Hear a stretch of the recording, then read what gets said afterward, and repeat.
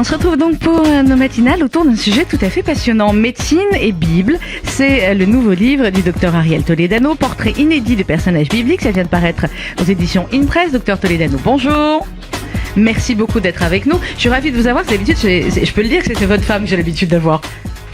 Alors, on va tout dire alors aujourd'hui. On va tout dire, ouais. Bon, on dit pas qui, voilà, c'est une grande écrivain aussi. Et là, vous, docteur Toledano, vous avez l'habitude d'écrire plus des ouvrages vraiment médicaux. Vous enseignez également l'histoire de la médecine à l'université René Descartes.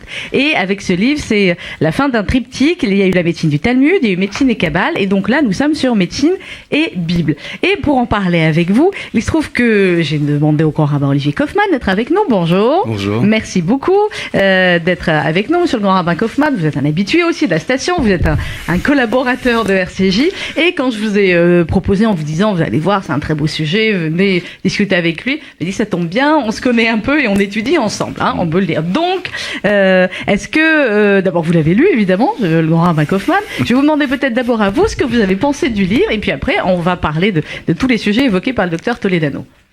Merci de m'accueillir. Et je suis très très heureux de me retrouver en face du docteur Toledano parce que généralement nous nous retrouvons en face autour d'une page de Talmud. Et c'est vrai que c'est un livre, c'est aussi en l'occurrence aussi une page de Talmud d'une autre manière, mais on revient sur des textes avec un regard très personnel qui est celui du docteur Toledano. J'avoue que j'ai des pages que j'ai préférées. Il y a des pages qui me sont plus étrangères, mais parce que pour tout vous dire, je suis pas médecin et c'est vrai que j'ai pas fait d'études scientifiques. J'ai fait des études de droit, donc du coup, il y a des pages alors qui sont pour moi des découvertes. Il va falloir que je revienne dessus. C'est sur les plantes, les baumes. Oui, c'est hyper intéressant. Et puis j'avoue que j'ai eu également une surprise par rapport aux plantes. Je m'étais jamais interrogé sur le fait que certaines plantes pouvaient réveiller la sensualité. Et c'est vrai que dans le Cantique des Cantiques, ça regorge de toutes sortes d'éléments végétaux. Et du coup, ça m'a permis de redécouvrir des textes que parfois nous chantons ou nous lisons de manière presque automatique. Et là, sous le prisme de ce livre, eh bien, on redécouvre des mots qui résonnent de manière quasi quotidienne dans nos esprits. Alors, qu'est-ce qui vous a donné envie, vous, docteur Toledano, de vous intéresser à ce sujet ? Vous le dites un petit peu dans le préambule du livre. Vous êtes évidemment pendant vos études de médecine, vous continuez en fait en parallèle à étudier la Bible. Ça a toujours fait partie finalement de votre vie, ces deux titres du livre. Alors moi je commencerai juste d'abord par dire que vraiment le choix du grand rabbin Olivier Kaufmann est un choix admirable de votre part. C'est un hasard, mais a priori, est-ce qu'il y a des hasards dans la vie ? Ça, vaste sujet. Et pour tout vous dire, je suis vraiment heureux parce que j'ai une énorme admiration, et il le sait, pour le grand rabbin Kaufmann. D'abord parce que il est avant tout celui qui est pour moi a peut-être inspiré le premier de ces trois livres, qui est la médecine du Talmud. Alors, vous l'avez dit, j'enseigne l'histoire de la médecine à l'université René Descartes, et au sein de l'université, on a pas mal de manuscrits et d'ouvrages d'histoire de la médecine, et on s'aperçoit que dans ces ouvrages, on considère que la médecine du Talmud est une médecine totalement anecdotique. Il suffirait de se plonger, et c'est ce qu'on fait avec le grand rabbin Olivier Kaufmann tous les samedis, sur une des pages de Talmud, et qu'on pourra constater à ce moment-là que c'est bien plus qu'une anecdote. Et c'est pour cette raison que j'ai fait mon premier ouvrage sur les livres de la sagesse juive, et donc le Talmud, et je me suis, entre guillemets, j'ai passé presque 5 ans à traverser les 63 traités du Talmud, et pour en faire un traité de médecine que l'on pourrait qualifier de l'époque talmudique, où j'ai classifié les informations médicales qui me paraissaient intéressantes, spécialité par spécialité, en cardiologie, en gynécologie, en neurologie. Donc c'était vraiment un travail qui avait obtenu à l'époque le soutien de la Fondation du judaïsme français, celui de la Fondation de la mémoire de la Shoah.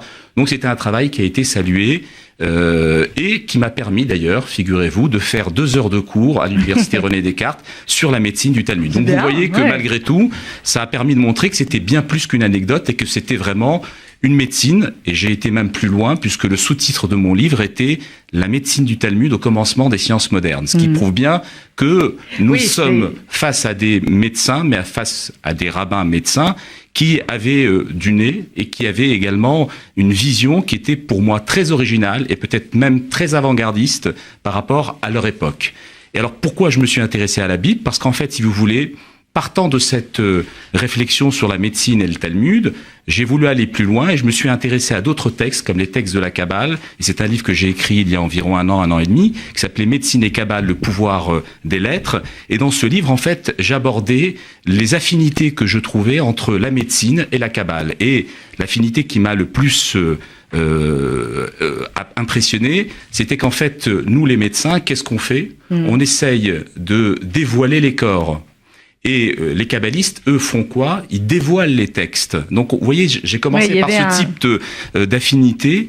Et j'ai écrit ce livre en m'intéressant au pouvoir des lettres, au pouvoir des mots, et peut-être qu'on va aborder cela, puisque une des particularités d'ailleurs du roi Salomon, c'est on le présente comme le roi qui avait un cœur intelligent, mais en fait c'est une traduction qui n'est pas conforme à l'expression biblique, c'est Lev Shomer, ça veut dire un cœur qui écoute.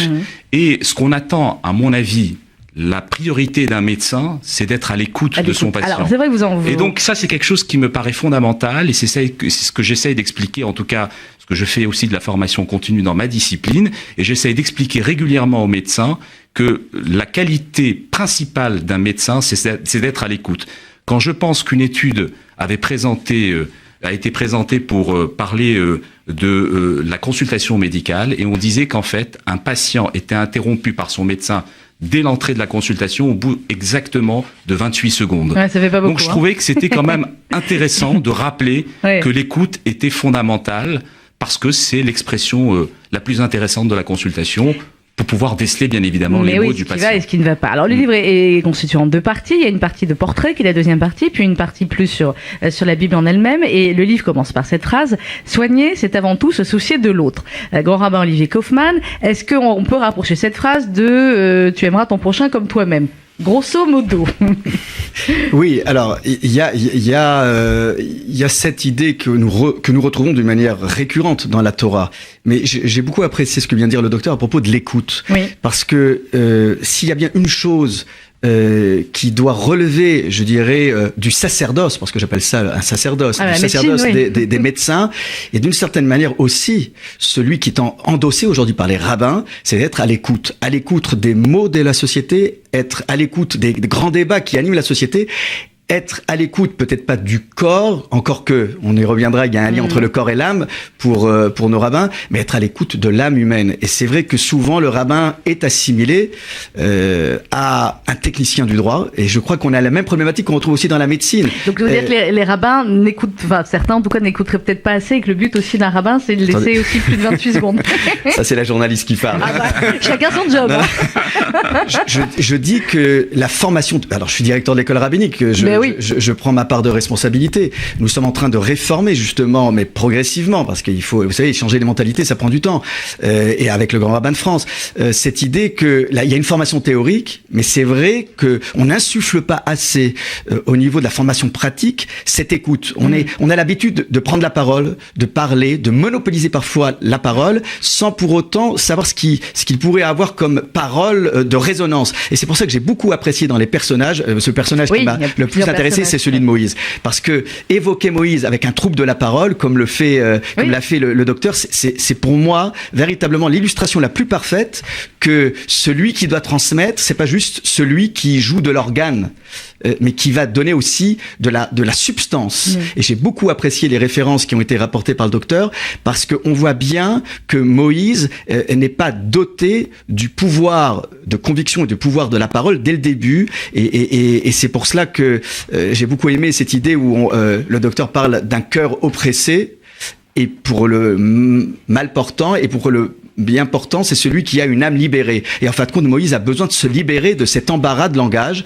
Et je trouve ça, toutes ces pages sont véritablement, à mon sens, l'illustration la plus parfaite que le judaïsme, c'est aussi un processus de réhabilitation, de réappropriation de la parole. Et quand on sait que dans nos hommes politiques, il y en a un très connu qui a fait un travail sur lui-même pour se réapproprier ce pouvoir de la parole, et qui l'utilise a priori à bon escient. Je trouve vraiment cette notion. Il y a même il y a un des titres, c'est bégaiement et transmission. C'est incroyable que le docteur ose mettre bégaiement et transmission. C'est vraiment quelque chose de référentiel à mon sens. Moi, justement, je voulais insister. Je suis ravi que ce portrait vous ait plu. Et c'est vrai que mettre le Moïse, qui est donc le plus grand prophète de la tradition juive, considérer qu'il avait un trouble de la parole et le mettre en avant.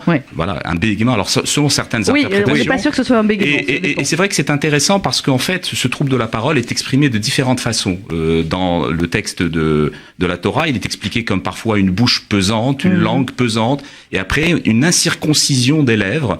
Et ce qui est intéressant, c'est que la particularité de Moïse, c'était d'être né circoncis. Donc, il était circoncis naturellement de naissance du bas et qu'il avait au contraire en haut une incirconcision des lèvres. Je mets en parallèle ces deux formes de circoncision et parce que en fait dans la tradition juive la circoncision c'est avant tout l'ouverture et que l'incirconcision c'était justement la fermeture et donc l'impossibilité d'exprimer. Et j'insiste sur un point et je suis tout à fait en phase et vous imaginez bien avec le grand rabbin Olivier Kaufmann, c'est que dans à un moment donné, bon là ça va. Mais donc pour moi ce qui est évident à travers ce portrait de Moïse, c'est que dans la tradition juive il y a une différence évidente entre la doctrine et la rhétorique. C'est-à-dire qu'on considère pas que Moïse c'était un prophète qui avait une grande éloquence. Le peuple juif a adhéré, exactement. Le peuple juif a adhéré à la Torah uniquement par rapport à la sagesse qui émanait de ces textes. Vous voyez ? On parle de médecine et Bible ce matin.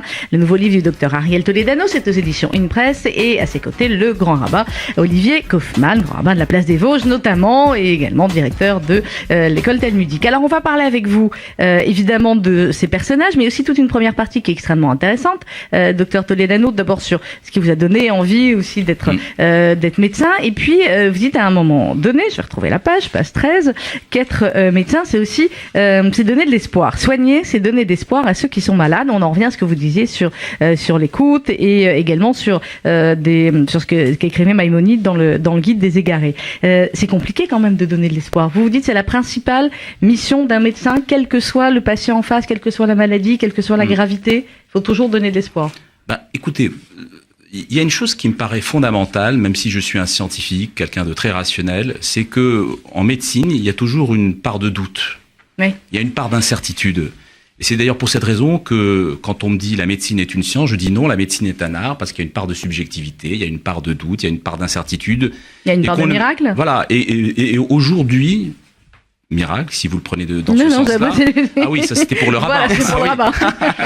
Mais ce qu'on remarque en tout cas aujourd'hui, c'est qu'on vit dans une ère où on a des statistiques. Vous avez une pathologie, alors on prend par exemple des maladies graves comme le cancer, vous rentrez dans telle statistique. Si vous avez une statistique qui est défavorable, on n'envisagera même pas un protocole thérapeutique. Vous voyez, on rentre dans une dimension qui me paraît être dangereuse, alors que notre rôle en tant que médecin, c'est, quelle que soit d'ailleurs évidemment la situation de notre patient, c'est d'apporter de l'espérance, de l'apporter de l'espoir, d'avoir de l'écoute. Et d'ailleurs, c'est important pour moi parce que je conclus mon livre en disant « Soigner, c'est dire espérance ». Oui. Parce que c'est quelque chose qui me tient vraiment à cœur et on ne peut pas condamner les patients. Et j'avais fait une émission il y a quelque temps avec Josie Eisenberg et on avait parlé de la notion de légitimité du médecin dans la tradition biblique, parce que souvent on présente la médecine biblique comme une médecine théurgique qui attend de Dieu la guérison, ce qui n'est pas vrai, ce qui est totalement faux, puisque c'est fondamental de faire appel à un médecin quand on est malade et même si on est soucieux de la tradition juive, et je crois que le grand rabbin Kaufmann sera d'accord avec moi. Et dans le texte donc qui permet de tirer cette légitimité, il est écrit Verapo Yerapé, et guérir, il guérira. Et la redondance dans le texte de la Torah de ce mot Verapo Yerapé et guérir, il guérira, et soigner, il soignera, c'est-à-dire que la vocation de médecin, c'est de soigner et d'absolument pas condamner. Oui. Et c'est pour cette raison que la notion d'espérance est pour moi fondamentale. Grand rabbin Kaufmann, c'est vrai que ça termine aussi le livre un petit peu, et vous citez Abraham Eshel qui disait « Qu'est-ce que vivre ? Celui qui cherche une réponse à cette question trouvera réponse dans la Bible. En effet, ce qui fonde une vie pleine de sens, c'est l'humanité et l'espérance. » Alors en plus, le rabbin, j'allais dire le rabbin Toledano. Oui, docteur Kaufmann et rabbin Merci, monsieur le Toledano. directeur de l'école rabbinique. Non, mais parce qu'en même temps, une grande lignée de rabbins, puisque le papa de docteur Toledano est rabbin. Ah, je sais Et, pas. oui, Ah, c'est donc il y a un univers et le frère du docteur est rabbin également. Donc il y a un univers rabbinique. Et même le grand-père. Si Et le grand-père, oui, il faut remonter dans la... Voilà. Non, parce qu'Avraham Heschel, c'est vrai que c'est un auteur qui a souvent été malmené. Je ne sais pas pourquoi. Il a été catalogué dans un monde particulier, et je trouve que de le citer ici en France, c'est important parce que d'abord je lui rends hommage parce que je le cite souvent. D'abord, il est lui aussi issu d'une grande lignée chassidique, et il a milité aux côtés de Martin Luther King pour les droits civiques. C'est un homme qui véritablement a montré l'image d'un judaïsme qu'on aimerait bien voir aussi ici en France, d'un homme qui s'implique dans la société et qui ne se contente pas juste de se plaindre de nos maux personnels sans participer au travail de tikkun, de réparation. Et le verset qui est cité dans le livre Verapo Yerapé, c'est intéressant parce que le docteur Toledano, à juste titre, souligne les controverses rabbiniques. Il a l'honnêteté de présenter cette controverse, parce que il y a certains qui disent que le médecin a le droit de guérir, Oui. et d'autres qui disent il a l'obligation de guérir. Et c'est là où la nuance est intéressante, parce que toute je dirais l'appréhension, c'est de s'immiscer dans un territoire qui relève normalement de l'autorité divine, et que le médecin soit installé comme un partenaire, et avec cette interprétation qui est quand même issue d'un texte qui est dans le cadre de quelqu'un qui est blessé, et normalement on doit payer les honoraires du médecin. Oui. Et à partir de là, on voit que les rabbins sont très prolixes. Maïmonide dit qu'on ne peut pas habiter dans un endroit où il n'y a pas de médecin. Et donc, je dirais que le médecin est au corps ce que l'agriculteur est à la terre. Nous sommes au salon de l'agriculture en Voilà, ce moment, oui, donc voilà. Et donc, il participe de ce travail de transformation. Et toute la question, c'est est-ce qu'on pouvait violenter la création humaine? Mais c'est quelque chose de récurrent dans la pensée juive. Le Maharal de Prague dit que le monde a été créé volontairement imparfait. Et cette notion de manque, de chisaron, il incombe au docteur, au médecin, de parachever ce monde et d'y apporter tous les soins nécessaires et toute sa créativité. Oui. D'où la notion d'ailleurs le mot rofé en hébreu veut dire soigner, oui, mais aussi veut dire également réparer. Oui. Donc réparer Donc, le médecin monde, doit réparer. c'est une des... Donc en fait, quand Mais- on va... Oui. Je rejoins parce que ce qui est très intéressant, c'est que dans la tradition juive ou dans la tradition biblique, on en revient à un portrait que j'ai fait d'ailleurs du roi David, que je ne présente pas comme un roi guerrier, mais comme un roi qui est guérisseur. La première apparition du roi David dans le texte de la Bible est une apparition de quelqu'un qui va guérir, qui va venir jouer de la harpe, donc il va faire de la Ben oui, musicothérapie pour guérir les souffrances psychiques d'un roi empreint un esprit malfaisant qui le tourmentait. Et vous voyez que ce roi David vient pour justement avoir un effet de soulagement, de guérisseur. Et c'est intéressant de dire ça parce qu'en fait, que dans la tradition biblique, on voit d'ailleurs Isaïe dire qu'en fait, je ne suis pas, il dit ça au peuple d'Israël, je ne suis pas votre rovesh, je ne suis pas votre sauveur. Oui. Et rovesh en hébreu est la forme pour dire un infirmier ou une infirmière roveshette. Donc vous voyez, donc il y a toujours cette notion de guérison, de soins à travers des soins médicaux. Quand vous disiez tout à l'heure, grand rabbin Kaufmann, que ils avaient créé le monde volontairement imparfait, ça veut dire que Dieu aurait créé les médecins pour parfaire le monde, ou alors... Mais on peut dire que les médecins et les chercheurs sont investis d'une part de l'esprit divin pour pouvoir avancer et se réapproprier un monde qui ne doit pas nous échapper. À partir du moment où on retient cette théorie du Tzimtzum, où Dieu se serait rétracté du monde, il nous incombe véritablement de le raffiner. Et je dirais que la vocation du peuple juif, je le dis souvent aux enfants, c'est là où on passe, on doit raffiner. Nos grands-parents l'ont montré. Là où un juif se trouvait, quel que soit le pays dans lequel il se trouvait, il participait au raffinement de la société par le travail, par la force du travail et par la force d'intégration, sans pour autant transiger avec nos valeurs ancestrales. Ouais. Alors, vous savez, justement, par rapport à cela et par rapport à la notion d'espérance que vous évoquiez tout à l'heure, dans la tradition juive, en tout cas dans la tradition biblique, je l'ai même exposé dans le Talmud, dans le livre que j'écris sur la médecine du Talmud, on dit qu'avant la maladie, Dieu crée le traitement. C'est-à-dire qu'il y a une possibilité. Et donc cette notion d'espérance, elle est là. C'est-à-dire mais tous les traitements n'ont pas été créés pour toutes les maladies. Bien sûr. Et ben justement, c'est le rôle, d'ailleurs, c'est de cette façon que il y a un sage juif qui s'appelle Ben Sira qui expose les choses et qui dit en fait Dieu a donné la bina, c'est-à-dire la réflexion, l'intelligence à l'individu pour chercher justement le remède à une maladie. C'est-à-dire que c'est une grande forme d'espérance de savoir que pour toute maladie, il y a quand même la possibilité d'un remède, mais c'est bien évidemment aux chercheurs, aux médecins de retrouver ces remèdes et de les apporter aux patients. Alors on parlera des remèdes dans un tout petit instant. Effectivement, il y a tout un chapitre sur les remèdes dans la Bible. On parle ce matin de médecine et Bible avec le docteur Ariel Toledano et le grand rabbin Olivier Kaufmann. Si vous avez des questions là-dessus, vous pouvez vous aussi nous appeler au 01 42 17 10 11, 01 42 17 10 11. Alors on va parler de la prière. Vous en parlez évidemment dans le livre, du pouvoir de guérison ou pas de la prière. C'est un chapitre important dans le livre. Puis après, il y a tout ce qui est remède. C'est marrant que vous parliez de la prière à un médecin. Bon, c'est pas grave. Eh ben voilà, c'est pour ça. Donc à vous, je vais vous parler de la prière et puis à lui, je vais lui parler des remèdes. Oui, mais alors justement, est-ce que dans toutes vos expériences, dans toute votre expérience médicale de quelques années, est-ce que vous avez rencontré des cas comme ça, effectivement, où la prière aidait, soit parce que la personne était malheureusement en fin de vie et que ça l'aidait à envisager l'après, soit parce que, eh bien voilà, la prière la soutenait, lui permettait d'avoir des forces supplémentaires? Alors, il est évident que la prière aide énormément, on le voit bien d'ailleurs, les gens croyants ont plus, en tout cas, de force par rapport à la maladie et dans des situations de fin de vie, si vous voulez. Maintenant, tout le monde n'est pas croyant et il faut tout à fait s'adapter à toutes ces choses. Mais c'est vrai que dans mon livre, j'ai été marqué par une étude que j'avais lue en 1999, il y a quelque temps, mais qui était une étude scientifique très sérieuse, qui avait été publiée dans la revue des archives de médecine interne, et qui racontait en fait que on avait pris environ 1000 personnes qui étaient hospitalisées dans le service de cardiologie, des urgences cardiologiques de l'hôpital du Kansas City, donc aux États-Unis, et on avait pris 500 malades pour lesquels on avait encouragé, en tout cas on avait demandé à un prêtre de prier, et 500 malades pour lesquels on n'avait pas demandé à un prêtre de prier. Ce qui était intéressant, et cette étude a été faite de manière très scientifique, c'est-à-dire en double aveugle, c'est-à-dire que ni le prêtre ni le patient ne savait qui priait et qui était à l'origine d'une prière, comme on le fait classiquement pour tester un médicament. Et on s'est aperçu, après avoir compulsé les résultats, que ceux qui avaient bénéficié d'une prière avaient moins une hospitalisation plus courte et moins de complications dans le cadre de leur hospitalisation dans ces soins intensifs d'urgence cardiologique. Alors, il n'y a pas de contestation à apporter, il n'y a pas d'explication rationnelle à apporter à une étude de ce type, mais vous voyez, ça interpelle le médecin que je suis, et c'est pour cette raison que j'en ai parlé. Et ce qui m'a interpellé également, c'est que la première fois, alors vous savez, je suis fan de ce qu'on appelle la première occurrence, c'est-à-dire que quand vous prenez le texte de la Bible, vous cherchez la première fois qu'un mot apparaît, et cette notion relève une signification très importante. Et la première fois que la notion de prière apparaît dans la Bible, c'est à propos d'Abraham.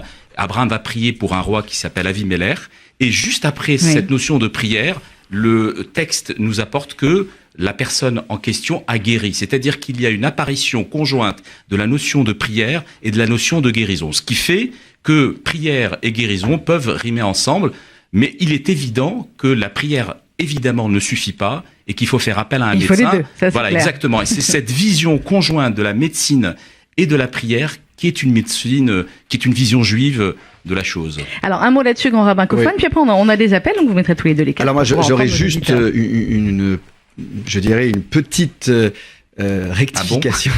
Allez, Mais non, parce que c'est Sandrine qui me dit qu'il faut absolument... Mais bon. Bon, moi, j'aime pas le mot prière. Ah.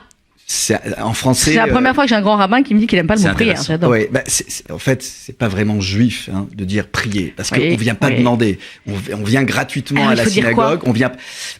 En fait, l'eit palel, la racine hébraïque, palol, c'est le jugement de soi. Et en fin de compte, quand on dit dans la Hamida, la prière dite debout silencieusement 3 fois par jour, Refaïnou, guéris-nous, je suis pas obligatoirement malade pour le dire. Et je ne dois pas attendre d'être malade pour pouvoir parler de ma santé et de la santé des autres. Et donc en fait, il y a une idée aussi, c'est que souvent on nous reproche d'être pas assez regardant sur notre apparence physique, on reproche souvent à certains milieux. Bon, alors que vraiment les premières règles du code rabbinique, c'est l'hygiène du matin, le rapport au corps. Et c'est peut-être cela aussi qu'il faudrait sur lequel il faudrait insister, et je crois que on pourrait revenir sur cette question, et j'inviterai le docteur sûrement à en parler aux élèves rabbins, c'est le rapport au corps. Parce que tous les problèmes que nous avons aujourd'hui, c'est pas juste un problème de médecine. Le rapport au corps, le corps qu'il faut cacher. Il y a quelque chose là de très important dans toutes les grandes religions monothéistes, et pas juste par rapport au corps féminin, par rapport au corps masculin aussi. Enfin, souvent plus par rapport au corps féminin. Oui, mais hélas, oui, on le dit pas assez, on le dit pas assez. Voilà. Et donc, quand on dit Abraham prie à Dieu, alors c'est vrai qu'il y a le mot Vaïd Palel, mais par exemple, quand Sarah est confrontée à Pharaon, qui veut véritablement avoir une emprise sur son corps, on n'entend pas Abraham. Et du coup, le texte biblique, Al Devar Sarai, le texte biblique dit, c'est sur la parole de Sarah que Dieu s'exécute et qu'il touche d'impuissance sexuelle Pharaon. Et c'est quand même incroyable ici qu'il y a une parole qui libère, mais qui est celle d'une femme. Et je crois qu'il y a plusieurs manières de prier et que le vocable Litpalel n'est pas exclusivement représentatif de la prière dans la Bible. Donc il y a beaucoup de choses à dire. Il y a beaucoup de choses à dire là-dessus. Alors on va prendre à des auditeurs. Donc allez-y, mettez vos casques, monsieur, pour pouvoir entendre nos auditeurs qui pouvaient intervenir ce matin sur ce thème, médecine et Bible. Madame ou monsieur, bonjour. Allô, bonjour. Bonjour, quel est votre prénom? Raya Esther. Raya Esther. Je vous écoute si vous avez une réflexion ou une question à nos invités. Oui, voilà, en fait, moi je souffre de l'épilepsie et j'aurais voulu savoir si éventuellement il y a un remède au niveau justement des gens, là concernant dans la Bible, vous voulez dire? Dans la Bible. Est-ce qu'on parle de cette maladie? Est-ce qu'il y a des remèdes par rapport à cette maladie dans la Bible? Voilà. Très bien. Simplement. Eh bien voilà, merci Raya Esther de votre appel. Restez à l'écoute, docteur Toledano. En tout cas, je vous souhaite vraiment une guérison de votre maladie, mais a priori, l'épilepsie telle qu'elle n'est pas évoquée dans la Bible. Il y a une simulation d'épilepsie qui est évoquée chez le roi David, mais qui, a priori, est une simulation. Il n'était pas épileptique en soi, et il n'y a pas de traitement. Même d'ailleurs, figurez-vous, probablement dans le Talmud, je ne crois pas qu'on évoque la notion d'épilepsie, mais je n'ai pas de réponse. Alors après, là, vous savez, je vais être très sincère avec vous. Je ne suis pas là pour dire dans la Bible se trouvent tous les traitements. Je ne suis là juste pour évoquer des grands principes qui sont, pour moi, les principes d'unité du corps et de l'esprit. C'est-à-dire que, et vous l'avez dit, hein, monsieur le grand rabbin tout à l'heure, que le corps et l'esprit est quelque chose de fondamental. Cette unité qui, a priori, a été décriée pendant des années dans la philosophie grecque et romaine, où on considérait que c'était un dualisme, que le corps était séparé de l'esprit, qu'il fallait privilégier le corps ou privilégier l'esprit. Nous, dans la tradition, on ne privilégie pas l'un ou l'autre, c'est une unité. Et cette notion d'unité que je raconte, d'ailleurs, que j'évoque dans mon livre, est fondamentale. Donc, madame, il faut suivre l'avis de vos médecins et n'attendez pas des réponses dans la Bible par rapport à cela. Bon, mais peut-être que le rabbin a autre chose à dire. Non, j'écouterai. Je vais pas jouer à l'apprenti sorcier. Maintenant, ce qui est sûr, c'est que on attend à ce qu'il y ait des progrès dans la médecine pour pouvoir apaiser ces douleurs et ces désagréments. Maintenant, ce qui est sûr, je voulais juste rajouter, sans vouloir, je dirais, donner une réponse définitive à votre question qui me dépasse. Il faut avoir l'humilité de reconnaître qu'il y a des mots physiques qui expriment notre finitude et nos limites. Et j'imagine l'inconfort dans lequel vous devez vous trouver. Maintenant, ce qui est sûr, c'est que quand on voit que quand même le pouvoir de la parole, c'est-à-dire, je dirais, vous exprimer sur les mots qui vous tenaillent, pas juste face à un médecin, mais face à toutes sortes de personnes qui peuvent être à l'écoute, non pas pour vous donner une solution, mais pour verbaliser et mettre des mots sur votre douleur. Parce que plus les douleurs sont difficiles à maîtriser et que vous avez en face de vous des hommes et des femmes qui n'ont pas toujours les réponses, et plus peut-être que vous devez continuer à vous exprimer sur le sujet et à partager aussi avec d'autres personnes qui sont confrontées aux mêmes douleurs, parce que en tout cas, ce qui est sûr, c'est qu'au sens, le partage de la parole, la parole qui libère.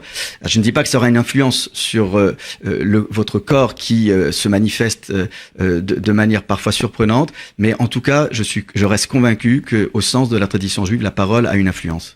J'adore cette interprétation, excusez-moi, Sandrine, du grand rabbin Kaufmann sur la parole qui libère, parce que vous savez, j'ai cherché si le mot teroufa qui veut dire traitement, se retrouvait dans la Bible. Et en fait, il se retrouve qu'une fois. On parle de hapax, c'est-à-dire que c'est une seule fois qu'on le retrouve. Et il se retrouve dans le livre d'Ézéchiel. Et on dit ve'aleu litrufa, c'est-à-dire que les feuilles, évoquant donc la notion de végétaux qui pourraient être des traitements. Mais c'est pas là-dessus que je vais poursuivre, parce que je sais que ça n'intéresse pas les plantes, le grand rabbin Kaufmann.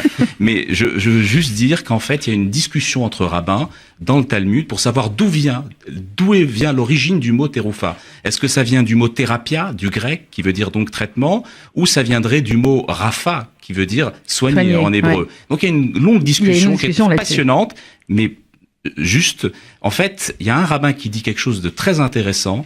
Il dit qu'en fait, le mot terufa, il faut le décomposer, ça veut dire lehatirpe, c'est-à-dire favoriser l'expression de la parole. Ah ben, ça rejoint ce qu'il disait, c'est ce qu'on disait tout à l'heure, c'est-à-dire que le médecin, à travers son écoute, permet au patient d'exprimer ses mots. Et je rejoins ce que disait Lacan, qui disait que la maladie est un mal à dire. Mais oui. C'est une mauvaise expression, ou en tout cas de ne pas arriver à exprimer les mots de son corps. Et vous avez exprimé tout ça. C'est un appel au rallongement de la durée de la consultation.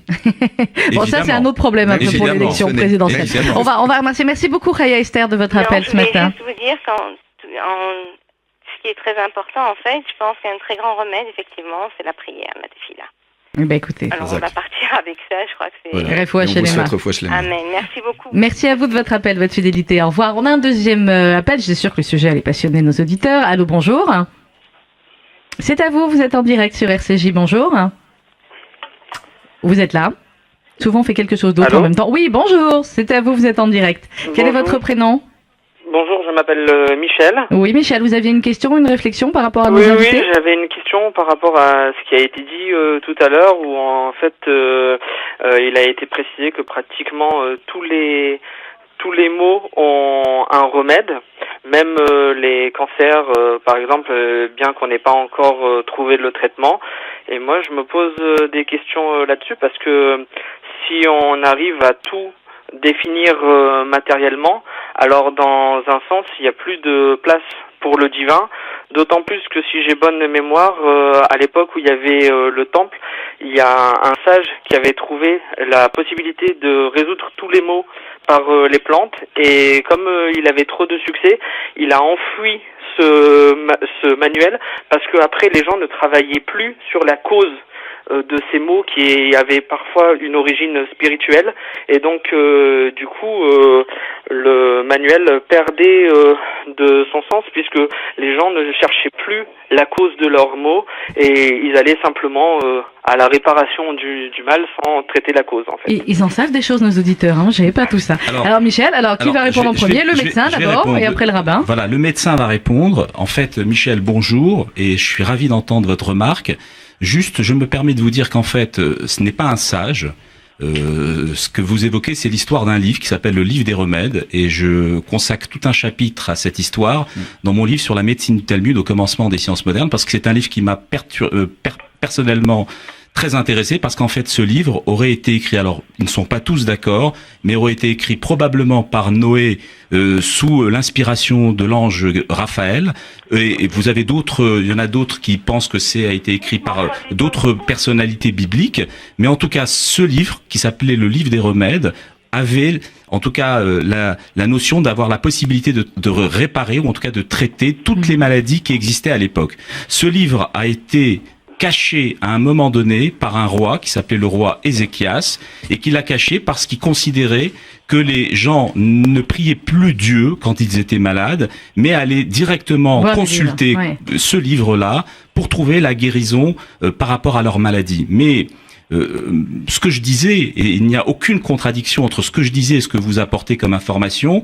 c'est que ce que je disais, c'est que c'était une source d'espérance. Je dis pas que un jour on aura les remèdes de tout, mais je dis que Dieu a donné la possibilité qu'on trouve des remèdes, même à toutes les maladies, qu'on ne les a pas, mais qu'on a la possibilité de les trouver par les travaux de recherche, par des expérimentations. Donc, à un moment donné, vous le voyez bien, on arrive à traiter de plus en plus de pathologies, mais la vision de la Bible, c'est que le médecin apporte son savoir-faire, mais ça n'empêche pas l'individu de prier ou de faire appel à une spiritualité, quelle que soit sa spiritualité, pour l'aider à passer le cap difficile de la maladie.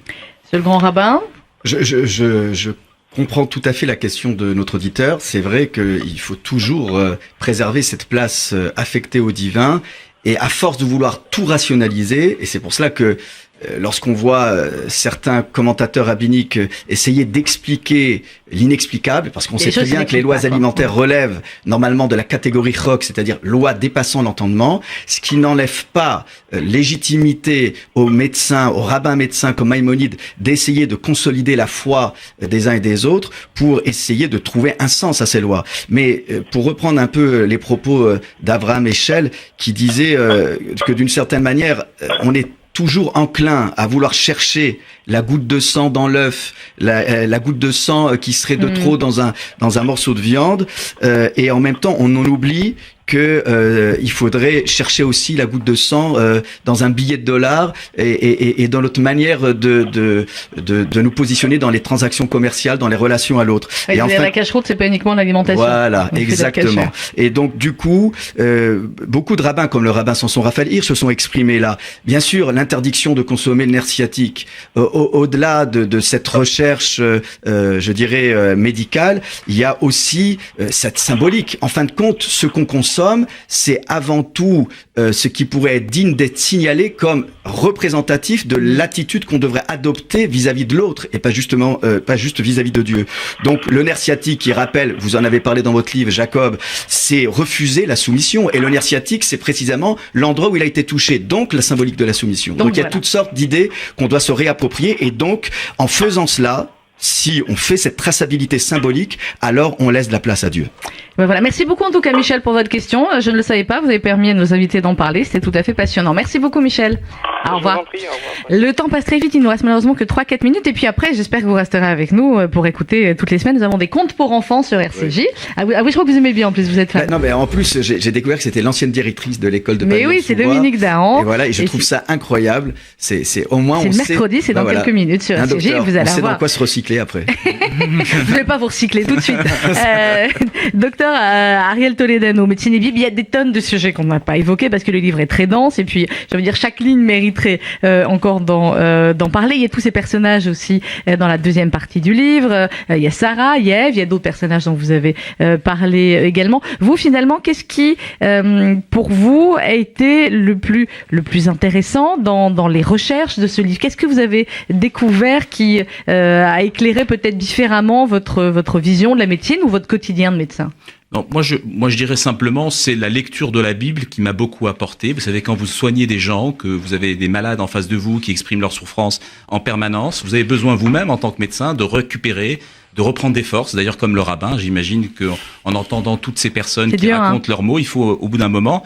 Et j'ai trouvé, moi, et c'est ce que je raconte dans mon introduction, que la lecture de la Bible, comme d'ailleurs, vous savez, le grand écrivain italien Eric De Luca, qui disait que c'est sa protéine, ben c'est un peu mes protéines. C'est un moment de respiration. Et quand je suis un cours de Talmud avec le grand rabbin Olivier Kaufmann, c'est tout ça, ce sont des moments de grande intelligence qui me permettent en fait de surmonter les épreuves au quotidien et que j'ai voulu partager avec vos auditeurs et avec également. Mais vous avez drôlement bien fait, grand rabbin Kaufmann. Je vous laisse le mot de conclusion. Non, moi ce que j'ai apprécié, c'est l'introduction qui remet les choses en place par rapport à la tradition.